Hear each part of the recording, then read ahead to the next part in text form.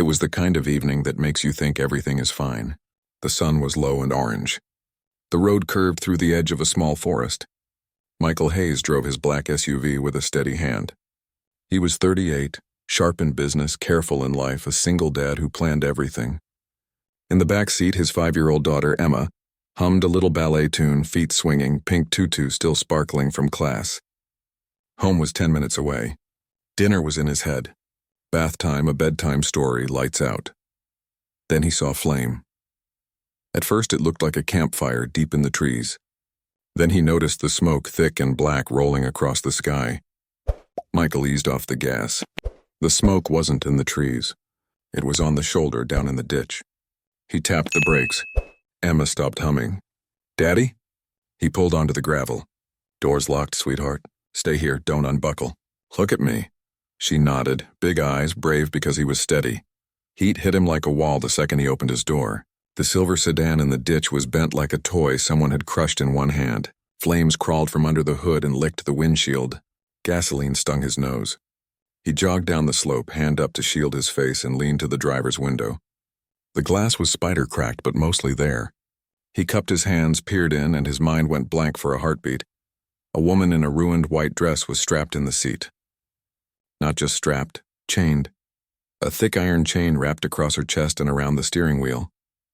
A rusty padlock clamped it tight. Her face was smeared with blood and soot. Her hair was long and tangled and singed at the ends. Her eyes were shut. For a second he thought she was gone. Then a small sound rose through the roar of fire. "Help!" It was barely a word, just air and fear. Michael did not think. He reached for a broken branch near his feet, smashed out the remaining glass, and ducked in through the window, careful of jagged edges that shredded his sleeves. Heat crawled up his arms. He coughed.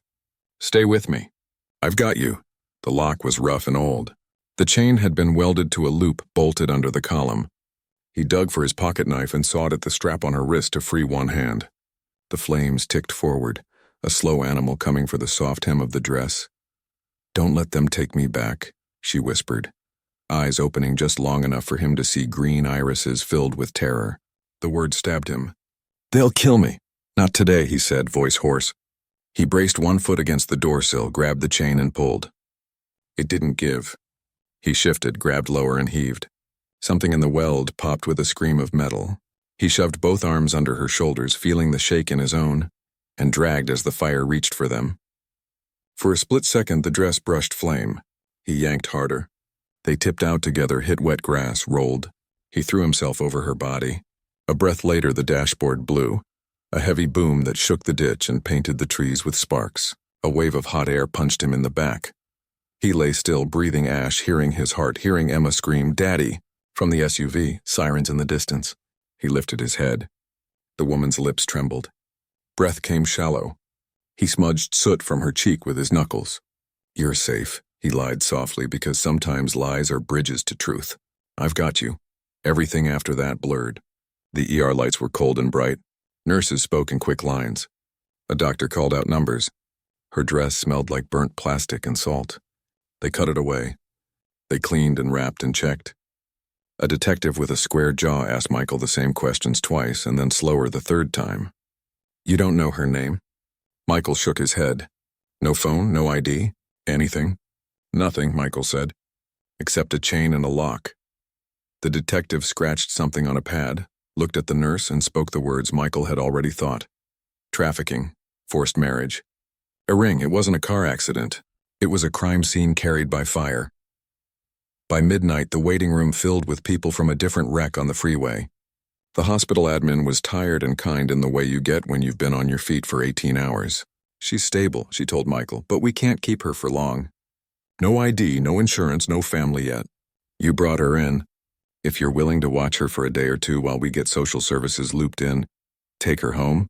Michael asked, surprised at his own voice. "Short term. If you can. If not, we'll find a bed somewhere. It just might be. Not the best place." He looked through the small rectangular window in the door at the sleeping stranger with gauze on her wrists and an oxygen line under her nose. He thought of Emma's clean bed and soft nightlight, and the way she asked if the moon could see her. He nodded. "I'll take her." His house on the cliffs above the water was glass and wood and quiet. It had never been meant to be lonely. It became lonely the day his wife didn't come home from the hospital 4 years ago. Emma's laughter was the only sound that made it feel like a place people actually lived. Michael carried the woman into the guest room and laid her on the cool white sheets. Emma stood on the stairs in pajamas, clutching a stuffed bunny, solemn and wide-eyed. "Is she a princess?" she whispered. "Why do you think that?" Michael asked. "She has a sparkly dress," Emma said, then frowned at the burnt edges. "But it looks like a dragon tried to eat it." Michael smiled, despite everything. Maybe she got away. "I'm going to call her Princess Fire," Emma decided, very serious. "Because she didn't burn." The woman woke to the smell of lavender soap and the sound of waves tapping at the rocks below. She blinked at a ceiling she didn't know, flinched at the soft tug of tape on her skin, and sat up a little too fast. Pain warned her not to. The room was bright. A vase of white flowers sat on the dresser. The door opened and a man with kind eyes and soot still ghosting his cuticles walked in carrying a tray with tea and soup. "Hey," he said, voice low like he didn't want to scare her. "You're safe. This is my home. You were in a car crash. I found you." She tried to speak. Her throat rasped. "Who am I?" He set the tray down, shook his head. "It hasn't come back yet. That's okay. Don't force it. I'm Michael. My daughter and I are going to take care of you while you rest." The door swung wider and Emma bounced in. She saw the woman's eyes open and smiled so big her cheeks made half moons. "Hi, I told Daddy you're a princess." The woman's mouth twitched. A thin laugh escaped, surprised and small but real. It was the first thing she owned since the fire. Days passed like a careful song. She didn't remember her name, but her hands remembered how to stir tea and fold towels. Her body remembered to flinch at loud sounds and quick shadows. She woke in the night with a gasp and words on her lips. "Don't take me back. Not there, please no." Michael sat in the hall those nights with a book he didn't read, listening for her breath to slow. When she was strong enough to walk down the driveway, he took her and Emma to the small grocery store near the bluff. It was a big step for her. The automatic doors hissed. Music played a happy loop. Carts rattled. People moved in predictable lines. She kept a hand on the handle and watched everything too closely. Emma skipped toward a display of stuffed animals. The woman reached for a cereal box, looked up, and Emma was gone. Her body went cold. "Emma," she called, light at first and then hard. She turned a corner and saw a man in a gray hoodie leaning toward a small child.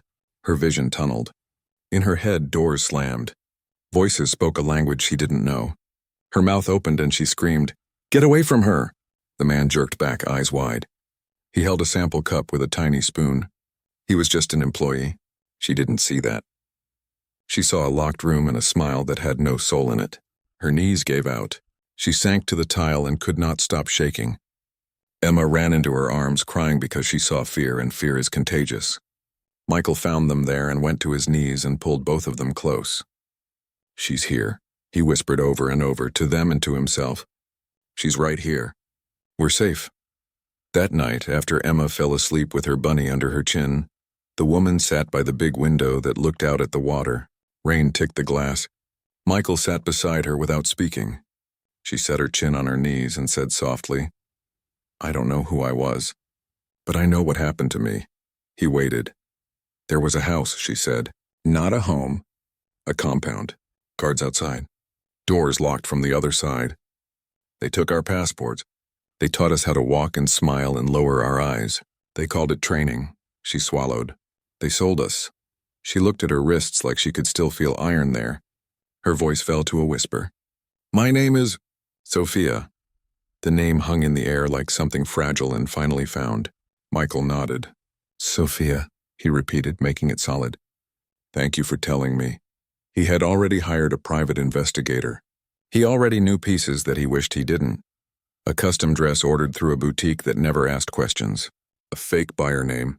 Shipping to a warehouse in Nevada linked to federal files nobody was supposed to see. A burned VIN that still spoke when decoded and pointed at a shell company that paid for cars and coins you can't hold. The file used phrases like international ring and brides for sale. It ended with a note. One got away. Michael locked the file in his safe. He didn't lock the truth in his mouth forever. He just waited until she could carry it. 2 nights later, the motion light in the backyard came on in a spill of white. On the security screen, a figure crossed the wet lawn and stopped near the hedge.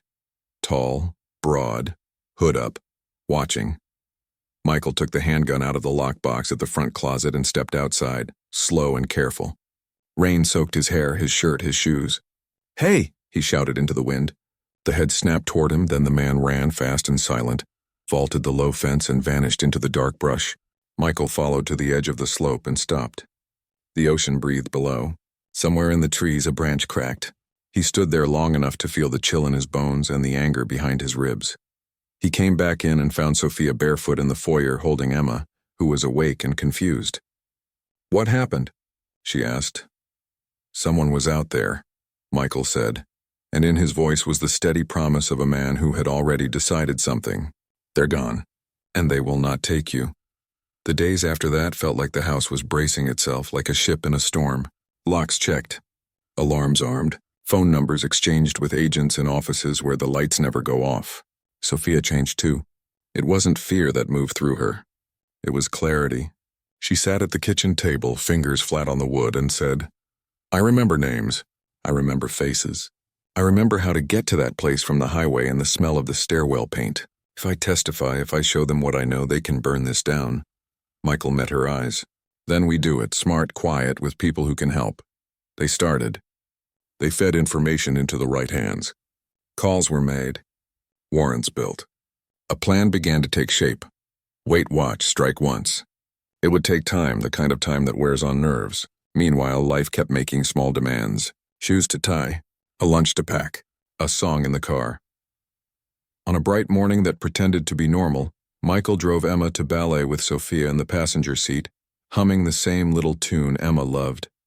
Wind moved through the trees. The light was clean. The hit came from the left. A black SUV slammed into them and shoved them into the ditch. Glass exploded. Metal screamed. Emma shrieked. The door on Michael's side ripped open and a masked man yanked at him with one hand and put a gun in his ribs with the other.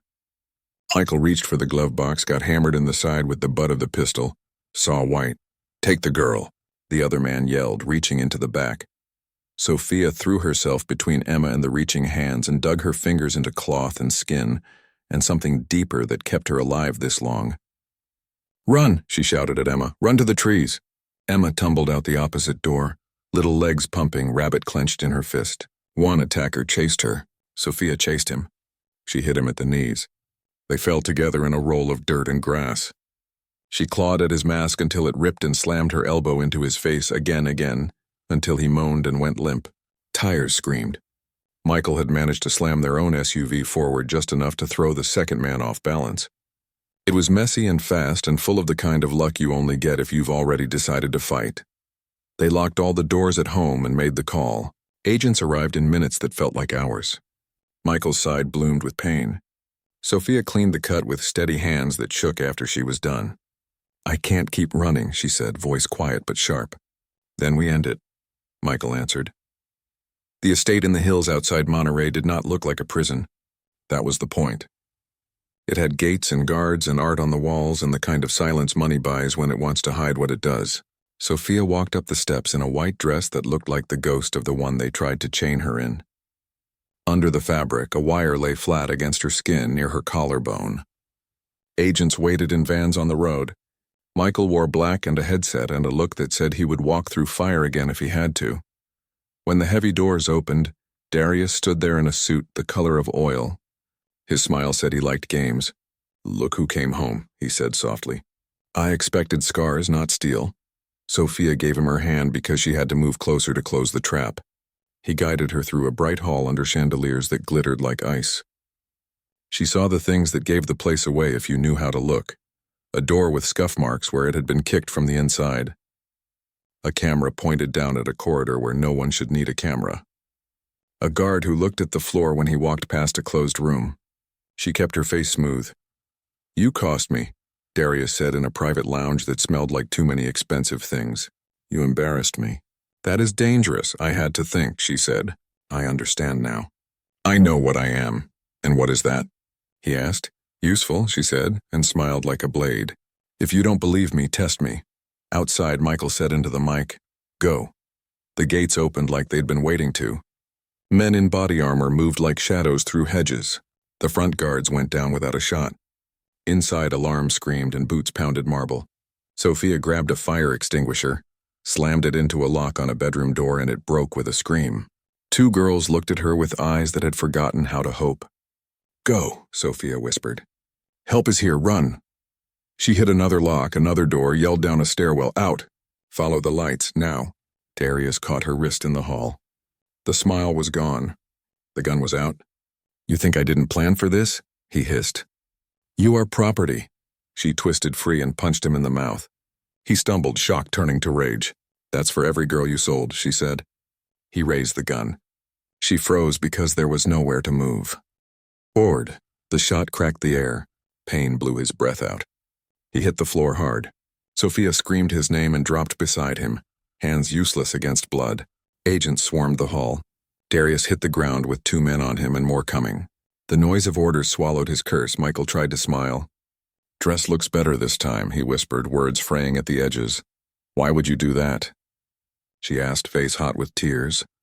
"Because you're the first thing I've let myself want in a long time," he said, and his eyes drifted. "Don't," she told him, forehead against his. "Don't you dare." Sirens again, closer this time. Medics rushed in, hands gentle and fast. Pressure on the wound. Voices counting. He was breathing. Barely, but breathing. She sat back against the wall as Darius went by in cuffs, and the house that had been a cage began to empty. In the hospital, machines made small beep sounds that told stories in a language of light. Michael woke to the scent of antiseptic and the ache of a body that had gone to war and come back. Sophia's hand was around his. Her eyes were rimmed in red and bright with something that looked a lot like joy. "You stayed," he croaked. "Of course," she said. "They're done. All of them. The FBI worked across borders. Girls are safe." He let relief roll through him, slow and heavy. "Good. And you?" he asked. "I'm under protection," she said. "New identity, the right papers, options. I can start over anywhere." He shifted and winced. "You could start here," he said. "With us." She smiled like she'd been waiting to hear that. From her bag, she pulled a thin loop made of white paper woven in a chain. She slipped it over his finger. He blinked. "A paper chain?" She nodded. "You broke the ones they put on me," she said. "This one I give you on purpose. It means I choose you. Not because I need a savior. Because I want a partner." He laughed and then groaned. "Unfair to propose when I can't even sit up and make it grand." "You'll get your chance," she said, kissing his forehead. "For now, just say yes." "Yes," he said. 1,000 times yes. 2 weeks later, he stepped into his house with a cane and a slow breath and a heart that felt bigger. Emma spotted him and sprinted, shrieking, "Daddy!" He scooped her up and then pretended it didn't hurt. Sophia watched from the couch with a hand over her mouth and tears she didn't hide. Emma twisted in his arms and looked at Sophia and said a word that changed the shape of the room. "Mommy," she called. "Come here." Sophia froze and then came, and Michael wrapped his arm around both of them, and the house finally stopped echoing. They kept it small on the beach. White chairs, a simple arch made of driftwood and pale roses, bare feet in the sand. The ocean breathed in and out like it knew how to bless things. Emma dropped pink petals and turned every 3 steps to make sure everyone saw her do it right. Sophia walked toward Michael in a plain white dress that moved like it was made of air. There were no jewels. No veil, no chains. There was only light on her face and a peace that looked like freedom. When she reached him, he took both her hands and whispered, "You're real." "I always was," she said. "Now I get to live like it." A friend spoke a few words about love that stays and healing that takes time. Michael said he would never try to be her hero, only her home. Sophia said she would never run from love again and would choose him every day with the freedom she fought for. They kissed and it tasted like the end of fear. That night they ate under string lights that swayed in the breeze. People laughed softly. A guitar played. Emma led the first dance and made them spin too fast, and they almost fell and nobody cared. Later, the beach went quiet. The 3 of them stood with paper lanterns in their hands. Michael lit Emma's and told her to make a wish.